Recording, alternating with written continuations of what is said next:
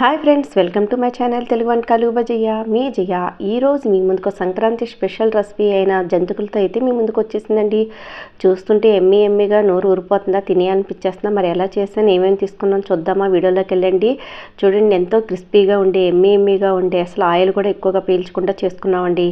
దానికోసం అయితే నేను ఒక గుల్ల శనగపప్పుని ఒక కప్పు అండి తీసుకున్నానండి. అదే చట్నీ పప్పు, పుట్నాల పప్పు అంటాం కదండి, దాన్ని నేను ఈ కప్పుతో అయితే తీసుకున్నా. మీరు ఏ కప్పుతో తీసుకుంటే బియ్యం పిండి కూడా అదే కప్తో తీసుకోవాలండి. చూసారు కదా, దాన్ని మిక్సీలో వేసి పిండి చేసుకుంటాను. ఈ లోపల నేను రేషన్ బియ్యాన్ని కడిగి ఎండబెట్టి పిండి చేసుకున్న పిండి అండి. అదే కప్తో 3 కప్పుల పిండి అయితే తీసుకున్నానండి. ఇది జల్లించి పెట్టుకున్నదేనండి, ఇంట్లో రెడీగా ఉంటుంది ఎప్పుడు బియ్యం పిండి. అందుకని ఇలాగప్పుడు అదే పప్పుని మనం మిక్సీలో వేసి పిండి చేసుకున్నాం కదండి, కొంచెం జల్లించుకుంటే ఏమైనా మరువులు ఉంటే మనకి జల్లుల్లో ఉండిపోతాయండి. దానికోసం ఇలాగా జల్లించేసుకొని అదే దాన్ని చూసారు కదా, ఇలా లైట్గా మురువుల్లో ఉన్నాయి. ఇంకా తీసేసుకుందామండి పక్కకి. ఒక పక్కన స్టవ్ మీద వేడి నీళ్ళు అయితే గోరెచ్చగా మరగపెట్టి పక్కన పెట్టుకున్నానండి. ఇప్పుడు ఈ పిండి మొత్తం మనకి మిక్స్ అయ్యేలాగా కొంచెం పెద్ద దాంట్లో అయితే వేసుకుంటున్నానండి, కలుపుకోవడానికి వీలుగా ఉంటుంది కదా. చూడండి, చక్కగా మనం కడిగి పిండి పట్టించుకుంది కాబట్టి తెల్లగా మంచిగా కనిపిస్తుంది. చూసారు కదా, మనం స్టోర్లో అయినా తెచ్చుకోవచ్చు.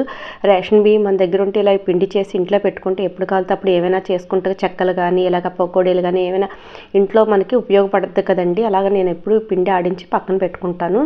ఇలా అయితే చూసారుగా, ఒక 2 స్పూన్ల వరకు వామ్ని తీసుకొని ఇలా క్రష్ చేసి వేసుకుంటే మంచి ఫ్లేవరు స్మెల్ అనేది బాగుంటుందండి. జంతికలకి మురుగుల్లోని మనకి వాము టేస్టే మంచి అరుగుదలకు కానీ ఫ్లేవర్కి కానీ బాగుంటుందండి. ఇలా అయితే 2 స్పూన్ల వరకు తీసుకొని క్రష్ చేసుకొని అయితే వేసుకున్నానండి. అలాగే మనకు టేస్ట్ తగినట్టుగా పచ్చి కారం అండి, ఇది మసాలా కారం కాదు. అలాగే సాల్ట్ అండి, నేను సాల్ట్ ఇలా పిండిలోనే వేసేస్తున్నాను. మీరు కావాలితే వాటర్లో కూడా వేసుకోవచ్చు. ఇది పచ్చికారం కూడా మన టేస్ట్కి తగినట్టుగా నేను ఒక 2-3 స్పూన్ల వరకు వేసుకున్నానండి. ఇవన్నీ ముందు ఒకసారి పిండిలో ఇలా కలుపుకుంటేనండి బాగా మిక్స్ అవుతాయి, లేదంటే ఒక దగ్గర ఉండిపోతే ఒక దగ్గర కలవండి. అలాగే నేను ఒక 2-3 స్పూన్ల వరకు నెయ్యిని వేడి చేసి దాన్ని అది కూడా వేసుకుంటున్నానండి, మనకి గుల్లగా టేస్టీగా రావడానికి. లేకపోతే ఆయిల్ కూడా వేసుకోవచ్చండి. నా దగ్గర నెయ్యి ఉందని నెయ్యి వేస్తున్నానండి. లేదా వెన్నను కూడా వేసుకుంటారు చాలామంది. ఇప్పుడు ఈ నెయ్యి కూడా పిండికి పట్టేలాగా మొత్తం కలుపుకోవాలండి. అప్పుడే మనకి జంతికలు అన్నది గుల్లగా చక్కగా కరకరలాడుతూ టేస్ట్గా ఉంటాయండి. చూసారు కదండి, ఇదంతా మొత్తం పిండికి పట్టేలా కలిపేసుకొని అప్పుడు మనం ఈ లోపలని నీళ్ళు వేడి చేసి ఉంచుకున్నాం కదండి, అవి కొంచెం కొంచెంగా వేసుకొని కలుపుకోవాలి. చూస్తారు కదా, ముందు కొంచెం వేసండి, గోరువెచ్చగా ఉన్న నీళ్ళండి, మరీ వేడిగా అవసరం లేదు. అసలు చల్లనీళ్ళతో కలిపినా సరే బాగా వచ్చేస్తాయండి, ఎందుకంటే ఇది గుల్లశనగపప్పు కాబట్టి. ఇంకా చల్లనీళ్ళతో కలుపుకున్నా సరే పర్వాలేదండి. చూసారు కదా, ఇప్పుడు చేతితో వేడి నీళ్ళలో చేయి పెట్టకుండా ముందు పిండి అంతా నీళ్ళ మీద వేసుకుందామండి. ఇదంతా మొత్తం మంచిగా మనకి జంతికలు వేసుకుంటానికి వీలుగా ఉండేలాగా కొంచెం కొంచెం నీళ్ళు పోసుకుంటూ పిండి అంతా కలుపుకొని పక్కన పెట్టుకోవాలండి. ఇది కలుపుకొని పక్కన పెట్టుకుని స్టవ్ మీద ఆయిల్ పెట్టుకుంటే వేడెక్కుతుందండి. వీడియో అయితే అందరూ చూస్తున్నారు కానీ ఎవరూ లైక్ చేయట్లేదండి. లైక్ చేయడం వల్ల అయితే వీడియో ఎక్కువ మందికి రీచ్ అవుద్ది, నాకు సపోర్ట్ చేసిన వాళ్ళు అవుతారండి. ఇలాంటి మంచి మంచి వీడియోస్ని అయితే మీ ముందుకు తీసుకొస్తూ ఉంటానండి. చూసారుగా ఫ్రెండ్స్, పిండి అయితే కలుపుకోవడం అయిపోయింది. చక్కగా చూసారుగా, నొక్కుంటే ఎంత సాఫ్ట్గా ఉందో. సాఫ్ట్గా ఉంటేనే మనకి గిద్దల నుంచి దిగడానికి వీలుగా ఉంటుందండి. ఇలా మళ్ళీ పైన ఆరిపోకుండా ఇలా మూత పెట్టి పక్కన పెట్టానండి.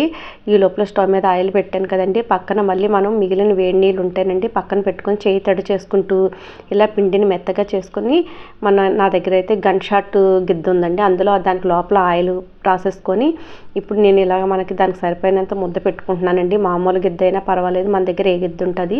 నేను మీడియం సైజు ఉన్న హోల్స్ ఉన్నది ప్లేట్ అయితే పెట్టుకున్నానండి.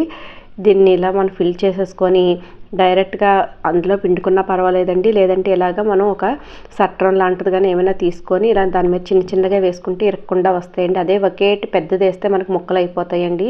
చూసారు కదా, ఇలా పిండుకుంటూ ఒక్కొక్కటి అందులో వేసేసుకోవడమేనండి. ఆయిల్ వేడెక్కిన తర్వాత బాగా చూసారు కదండి, అలా వేగినట్టునే బుడగల్లా వస్తాయని మనకి ఆయిల్ వేడెక్కినట్టుగా అన్నీ ఇలా వేసుకొని మళ్ళీ రెండో సైడ్ తిప్పుకొని మంచిగా వేగిన తర్వాత మనకి వేగే అని తెలియడానికి బౌల్స్ అన్నీ బుడగల్లా వస్తున్నాయి కదండి, అవన్నీ ఆగిపోతే మనం జంతిక పైన ఇలా కొట్టినా టక్ టక్ మన సౌండ్ వస్తుందండి, అంటే వేగిపోయినట్టుగానండి. చూసారు కదండి, ఇలాగే మొత్తం పిండంతా వేయించేసుకోవాలండి జంతికలన్నీ వేసుకొని. మరి ఎక్కువ డార్క్ కలర్ వచ్చేస్తే మనకి మళ్ళీ చేసిన తర్వాత ఆ వేడికి మళ్ళీ కలర్ వస్తాయండి. మరి చేదు వచ్చేసినట్టుకుంటే మంచి బ్రౌన్ కలర్ వచ్చేలా వేయించుకుంటే సరిపదిగా. చూసారు కదండి. అదే గిద్దతో ఇలా డైరెక్ట్ వేసుకుంటే ఒకే జంతికలా వస్తుంది. కానీ మనకి అందులో పిండుకోవడానికి చేతికి ఆవిరి కొట్టేస్తుందండి. ఇలా పెద్దగా వచ్చినా మనకు ముక్కలు అయిపోతాయండి మనం తిప్పి వేసేటప్పటికి. చూసారు కదా, ఎలా అయినా వేసుకోవచ్చు, ఇలా చిన్న చిన్నగా కావాలనే వేసుకోవచ్చు. కొంచెం బుడగలు చల్లారిన తర్వాత రెండో సైడ్కి టర్న్ చేసుకోవాలండి. చూసారు కదా, మనం తిప్పుకోవడం కూడా కష్టం ఇంత పెద్దదైతే. చాలా టేస్టీగా క్రిస్పీగా అయితే వచ్చేయండి నేను చెప్పిన కొలతలతో చేస్తే. మీరు కూడా ట్రై చేసి ఎలా వచ్చి తర్వాత మనం ఇలా జల్లెడి ముక్కులా చిల్లిది పెట్టుకుంటేనండి ఆయిల్ అంతా ప్లేట్లో దిగిపోద్ది. ఇలా ఇందులో వేసుకొని తర్వాత కొన్ని మనం తీసుకునే క్యాన్లోకి కానీ డబ్బాలోకి కానీ వేసుకోవాలండి. కొంచెం చల్లారిన తర్వాత ఏ డబ్బాలనే వేసి మూత పెట్టుకోవాలి.